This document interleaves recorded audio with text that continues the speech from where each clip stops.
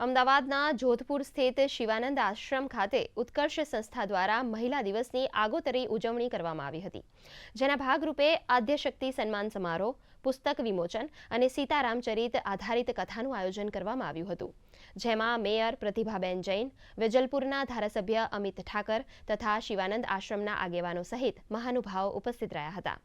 મહત્વનું છે કે છેલ્લા 11 વર્ષથી મહિલા દિવસની અનોખી રીતે ઉજવણી કરવામાં આવે છે।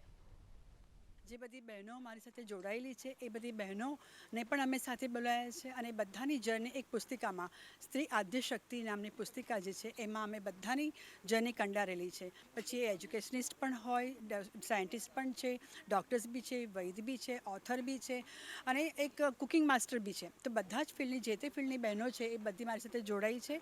એ બધાને આજે અમે ભેગા કર્યા છે, એક બુકમાં કંડાર્યા છે એ લોકોની જર્નીને અને એનું વિમોચન કરીશું, બધાને સન્માનિત કરીશું। આજે ઉત્કર્ષ ટ્રસ્ટ દ્વારા નારી શક્તિ સન્માન સમારોહ જ્યારે આયોજિત થયો અને મને એવોર્ડ્સ મળ્યું, તો એક એવોર્ડ્સ એવા બી વાતાવરણમાં એમને ઊભો કર્યો છે કે જ્યાં શિવાનંદ આશ્રમ છે, આજે રામ સીતાની અગ્નિ પરીક્ષાનું એક પ્રવચન છે, એટલે આવો એવોર્ડ મેં પહેલી વખત લીધો છે। અને આવા જ્યારે એવોર્ડ સમારંભ થઈ રહ્યા છે ત્યારે અમને એમ થાય છે કે જ્યારે અમે સમાજમાં જઈએ છીએ ને આવા વાતાવરણમાંથી એવોર્ડ લઈને જઈએ છીએ એટલે વધારે ને વધારે સારી કામ કરવાની પ્રેરણા થાય છે।